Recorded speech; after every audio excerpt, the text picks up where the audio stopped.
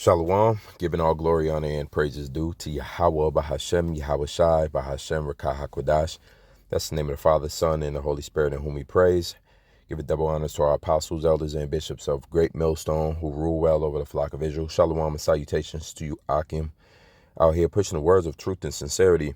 Shalom to all the elect Akim and Akwathim, scattered Israelites and Israelite foreigners. Abaratazah, which means Lord willing. This video is edifying and Rapah Math. Today's lesson and subject, we're going into the washing of the disciples' feet and the symbology behind that. Yahweh Bashem Yahushua left a lot of things to be understood now. As a matter of fact, just jumping to verse 7. In 7, which I'll read, it says, Yahushua answered and said unto him, What I do thou knowest not now. So there's many things hidden within the scriptures. At that time, they didn't understand. But reading on, but thou shalt know hereafter. So this is the time in which many scriptures shall be revealed to us now in the hereafter. All right. In the sometime later. So now we're here to be able to go through and have these lexicons and these interlinears and these Bible hubs and these apps and AI as well, overviews to help us really understand the depth and width the Yahweh Bashem Yahushua spoke. Ultimately, it's of the will of the Yahweh Bashem Yahushua to open up that door to each individual brother. And there's going to be measures of faith as well, measures of understanding. But one thing we know about this time is that this time is a full exposure of the gospel truth, right? That scripture that tells you that I will send you a comforter and he shall comfort you. I believe that word is paraclete, or the Holy Spirit is word paraclete, which means the ability, a deeper understanding of the gospel truth. So here we are now in this last days, being able to delve into the prophecies like never before, understanding meanings and signs and symbology that the prophets who wrote these scriptures down didn't understand. And, so forth and so on. So without further ado, John 13, I'm going to start at 5. It says Yahushua's feet, washes the feet of the disciples. That's the topic. It says, after that he poureth water into a basin and began to wash the disciples' feet and to wipe them with the towel wherewith he was girded. Then cometh he to Simon Peter, and Peter saith unto him, Lord, dost thou wash my feet? Which NLT says, Lord, are you going to wash my feet? In a question. Yahushua answered and said unto him, What I do thou knowest not now, but thou shalt know hereafter. Peter saith unto him, Thou shalt never wash my feet. Yahushua answered him, If I wash thee not, thou hast no part with me. All right. NLT says, unless I wash you, you won't belong to me. When you go into that word part, it's a Greek word for, right, like belong, but also destiny or lot. That's what it means. You have no destiny with me. You have no lot with me. You have no inheritance with me. Okay? Yahushua speaking about future prophecy when he returns and how he's going to set up and establish a kingdom. So Simon didn't understand why he was doing this. It's washing the feet. He only understood the symbology, like that the Yahushua was taking the low in washing a feet, that he was greater. Why would he take a lower stance? That's like a master washing a servant's feet. But that's exactly what Yahushua did. And he goes on to tell you why he did it later. All right, now scroll up. We're now at verse So 8, Yahushua said, you won't have any lot or inheritance or belong with me unless I wash your feet. And this is the first time, you got to take a look at the word wash real quick in the interlinear. And you got the word nipsis here. Nipsis, to wash oneself. Very simple, right? But if you go to the comparison down here, compare Strong's G3068, it'll tell you to wash of a dead person. Okay? Or also washing to cleanse the blood out of wounds. So you can get, right? Now we understand they're spiritually dead walking amongst Babylon. That's Revelation 13, And no, yep, 13 and 9, if I'm not mistaken. Where it says, their body shall lie in the streets of the great city. Future prophecy of, spiritually dead Israelites walking in the midst of Babylon, being citizens, so-called Americans, or as we term them, American Israelites, spiritually dead Israelites. So if a dead person, they can have a physical, literal or figurative meaning to it. All right, so just washing, bathing, okay? But let's keep going. We're going to keep that in mind as we're talking about being washed and made clean. Peter saith unto him, thou shalt never wash my feet. Yahushua answered him, if I wash thee not, thou hast no part with me. Let's keep that in mind. You're going to have no part, no lot with Yahushua. Verse 9, Simon Peter saith unto him, Lord, not my feet also, but also my hands and my head.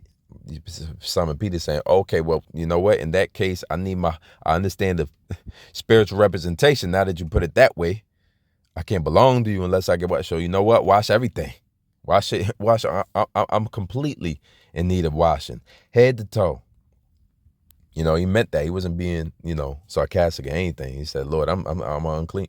Yahushua, it says, Yahushua saith unto him, he that is washed needeth not save to wash his feet, but is clean every whit.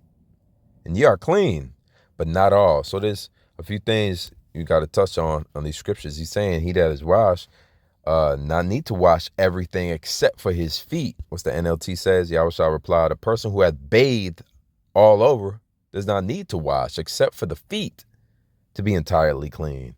And you disciples are clean, but not all of you. Just making sure that that's the same word for wash that we just read. Washed. No, yep, of a body, of a dead body, yep, to bathe, right? But then it says, Yahushua says, you that are clean. Now this is the first time we get this word, katharos, clean, pure, all right? But we always know there's a deeper meaning, brothers. There's always a deeper meaning to it, right? We ask the Lord to open our minds to it. Ethically clean, right? Not physically clean, not in the Levitical sense, but ethically clean. Part C, it says free from corrupt desire, from sin and guilt. Well, washing your body or bathing doesn't clean you from that. So how do you make sense of it? It says free from every admixture of what is false, to be sincere and genuine. Free from every admixture of what is false. Well, we know water doesn't do that. So what is the figurative meaning behind this? Cleaning in the water and washing. It says ethically blameless, innocent, unstained with the guilt of anything. We know water can't unstain you with the guilt of anything, can it? So how do you get pure from just washing? Why is Yahushua making this deeper? Is he making this too deep? Well, what I did was I went over to John 13 and 10 and and I just checked with the commentary. I just checked, but it was on point. It's Ellicott's commentary this time. It says, he that is washed needeth not to be saved to wash his feet. Yahushua's words. It says, better he who hath bathed, and that's what the NLT says, bathed, because basically it's talking about you bathing your whole body, you're washed. It says, St. Peter's words have implied that he was wholly unclean and needed for feet, because he asked Yahushua to wash everything. It says, in head and hands for the whole man, a moral cleansing. Yahushua answers that this was not so. The man who has been bathed is clean, but his feet coming in contact with the dust of the road needed to be washed. It was so morally. They had been cleansed. Their whole moral life had been changed, but they were liable to the corruption of everyday life. Liable to the corruption of everyday life, through which they walked, and needed to be cleansed from the pollution of it. That day had furnished an example. Their pride and self-seeking was of the spirit of the world, right? I believe it was that same day and hour of the Passover, and that day, later on, Yahushua was crucified. In that day, I believe they asked Yahushua who will be the greatest. I could be wrong, but basically the pollution of this world, or the pride and self-seeking, was starting to get to him. That's the spirit of the world, and not the spirit of Yahushua. Yahushua would know whether a man was speaking of the world or whether he was speaking of Yahushua, of himself, being that these 12 were already washed. And he's saying that I don't need to wash your whole body. You're washed, you're cleansed, you're following me. But at the everyday filth of this world, you're liable to the corruption of everyday life through which they walked, and needed to be cleansed from it, from the pollution of it. Just like when a man is cleansed and bathed, but because he's in his feet, back then they wore sandals, and his feet was coming in contact with the dust of the road, he needed to be washed. His feet being washed often was common. So morally speaking, what that meant was your whole body is clean when you come to Yahweh Bashim Yahushua and you're washed by his word. But every day you get a little bit of dirt on you. I guess the point has been made here. It says that day had furnished an example that pride and self-seeking was of the spirit of the world and not of the spirit of Yahushua. His act was a cleansing from that, but it did not imply that they were not clean. The lesson is that all, from apostles and downwards, need the daily renewing of the grace of Yahweh, and that none should find in failure or even in the evil which clings to his daily path. Yahushua said, I won't take them from the evil, but basically protect them from the evil. But I won't take them out of the world, but protect them from the evil in the world. It says, or even in the evil things which clings to his daily path, reason for questioning the reality of the moral change which has made him the child of Yahweh. So you don't, just because you're going through the daily evil and some of that kind of gets on you, it does. There should be a daily kind of, let's say, for lack of better words, washing of your feet daily, in a moral sense, a daily renewing, it says here, of the grace of Yahweh. That's a daily washing of the feet. It says, and you are clean, but not all. Talking about Judas Iscariot. It says, this is the moral application, accompanied by the more mournful thought that it was not true of all. One there was among those who had been bathed, who had allowed evil to enter into his heart and pollute it. And this is the thing, just because you come into this truth, Alizé, doesn't mean that your heart can't be, just because you were bathed doesn't mean that the evil of everyday life can't enter into the heart and pollute it. It says for him, cleansing had been neglected, cleansing of the feet, and the daily corruption of the world had remained. Evil thoughts had been harbored until at length they had made corrupt the whole man. I believe that was well, beautifully written. So let's get back into why Yahushua said these words. Later thou shalt know it hereafter. We're here to grasp fully what he meant entirely by the washing of the feet and what that symbolized. Peter didn't understand. He asked for his whole body to be cleansed. Yahushua said, no, it's just your feet from this everyday walk that you do in your sandals, and used our actual real thing. See, the Lord's parables used real things around, used actual scenarios that was common to man's understanding at that time. But the disciples would interpret literally like, okay, yep, we have this custom of washing his feet, but we don't understand why he was washing our feet. And furthermore, now that I get that it's a moral obligation to wash our feet and be cleansed of our feet, I still don't understand why the whole body don't need to be cleansed. So Peter was kind of tripped up by this whole experience. Needless to say, it probably happened in a moment's time, and all of that, sometimes the mind got to reflect, and this is what we're doing now, reflecting on scriptures. That was a moment in time that later gets just to be echoed amongst the body, echoed amongst the church, amongst the brotherhood, amongst the disciples today, amongst the believers today, echoed a moment in time, echoed throughout history. Right now, to this very day, significant for our well-being and our knowledge. It's beautiful, and it just happened in a moment. Okay, this might have happened in 2 minutes. It says, for he knew, it says, Yahweh shall save, I'm in verse 10. Yahweh shall save to him, he that is washed needeth not save to wash his feet, but is clean every whit. We understand what that word clean mean now. Ye are clean, but not all. For he knew who should betray him. Therefore, he said, ye are not all clean. And that's one thing we constantly forget about, or, you might forget about Yahweh Shah, is that he knew already.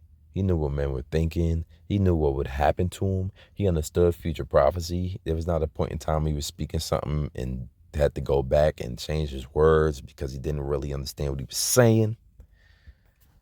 Nah, man. He had preeminence to know these things. It was given to him.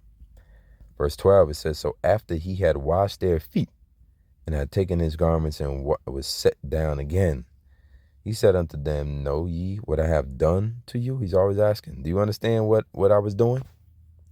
Because this is a moment in time. He just did something to it. All he did was wash their feet. What did he mean?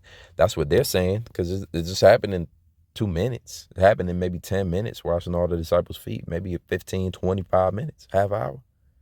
Let's keep going.